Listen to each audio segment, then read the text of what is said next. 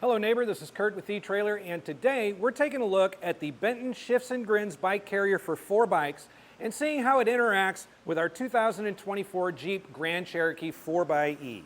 Now, if after watching this video you decide that the Shifts&Grins is the bike rack for you, you purchase it, you use it a few times, please share your experience with it in the comments below. We'd love to share your story with our other neighbors so they can make the best decision for themselves. Now, a platform hitch bike rack is an excellent way to transport your bikes back and forth to your destination. I think it's a much better option than a roof bike rack because of how much height it adds to the vehicle and just how difficult it is pulling your bike up and down off of that. And having 4 bikes, a hitch bike rack carrier is pretty much going to be your main option.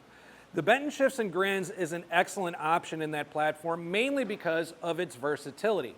If you're an enthusiastic cyclist, you probably have more than a few styles of bikes at home, and a bike rack like this can accommodate pretty much any of them.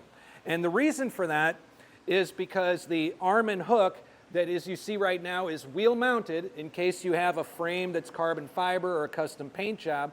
But if you have a bike with fenders, that's not really an option. Your option would be to remove the hook, bring the post back, and make it a frame mount bike rack instead. There's not a lot of racks out there that have this option for you.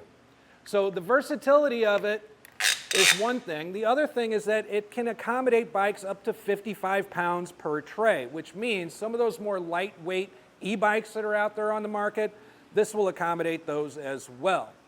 But as far as how it's going to fit against our Grand Cherokee 4xe, one of the first things I always like to take a look at is how much space do I have between the bike and the vehicle. And we have a rather large frame bike on our rack today. It's got about 15.5-inch handlebars, but as you can see, because the hitch is located so high up, we're really not in any danger of this making contact with the vehicle. As a matter of fact, the handlebars on this bike actually come above the roof.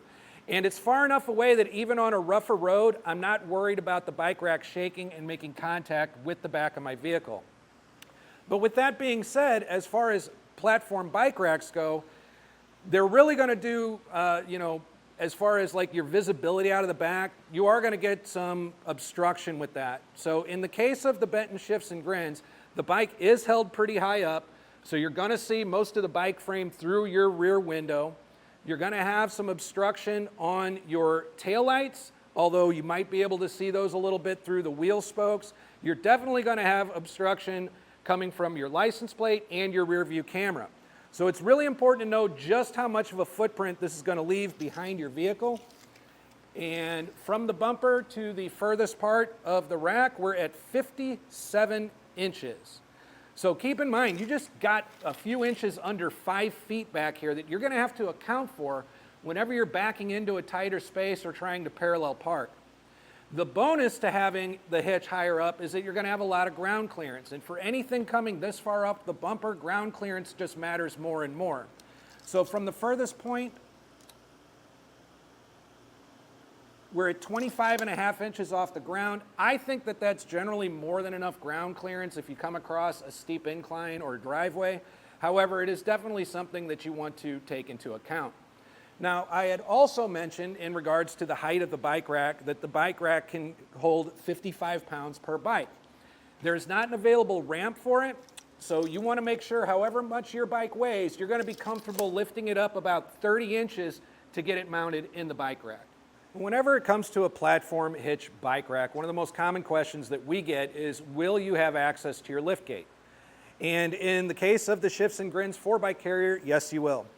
We've got a nice handle here, and this is a heavier bike carrier, and if you can imagine it being loaded up with a couple hundred pounds of bikes, you want to get a good grip on it, and if you have a friend with you, this would help too, just to be safe.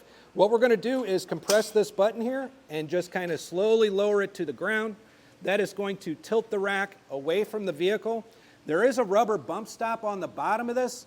However, we're only about a 1/4 inch off the ground here. If you had some uneven ground, this might actually be resting against it. But if we come around and open our lift gate,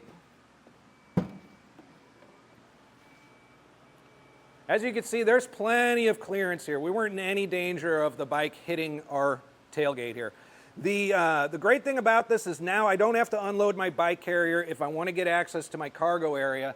I can, change my shoes, get different equipment, grab some water, or maybe I want to go to the store on the way home from the trail. Now I can access that cargo area without having to remove any of the bikes at all.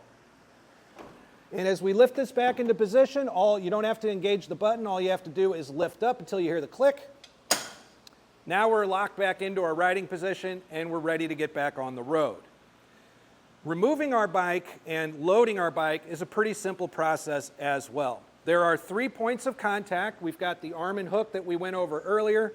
And then on each of our wheels, we have a ratcheting strap with a rubber pad to help protect the inside of our wheels.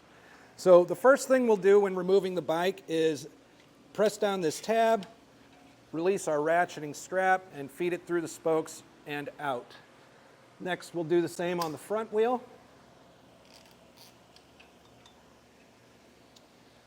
And then I'm going to come around and get better access to our arm and hook. The arm and hook gets engaged through this button here, and then we'll lift up against it and out of the way.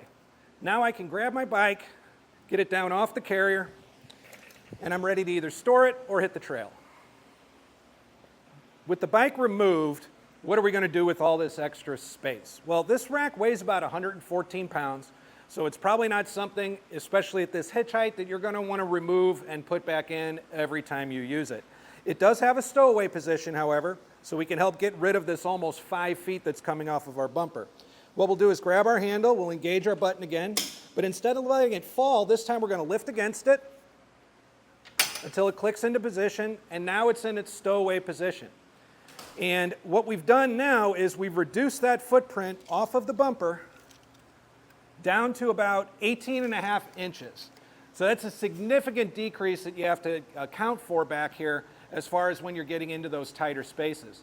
The downside, however, is that because this is such a long bike rack, we are pretty much obstructing everything in the back of the vehicle, including visibility out of our rear window. So if you're not constantly riding around with 4 bikes, my suggestion would be that you simply remove the 2-bike extension that's on here and reduce it to a 2-bike carrier. As a matter of fact, I would probably leave this off unless I was carrying 3 or 4 bikes on my next trip. So in order to disengage the extra 2-bike carrier from here, there is a pin with a U-shaped clip. We're going to go ahead and disengage that first.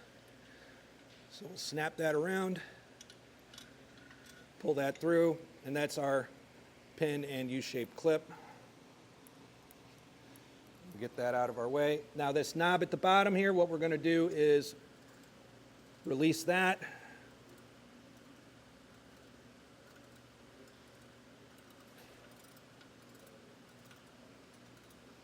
And now we'll be able to lift our extension off of the carrier. So if I take this and get this out of the way, now we can see how much smaller and more reduced it is. Fold it into position. Now while we still have blockage on our rear view camera and our license plate, we did gain visibility of our taillights and visibility out of our rear window. So again, if you're not constantly riding around with 3 or 4 bikes, I would simply leave the extension to the side until you need it. But that's a look at the Benton Shifts&Grins 4-bike carrier on our 2024 Jeep Grand Cherokee 4xe. I'm Curt with eTrailer. Thanks for stopping by.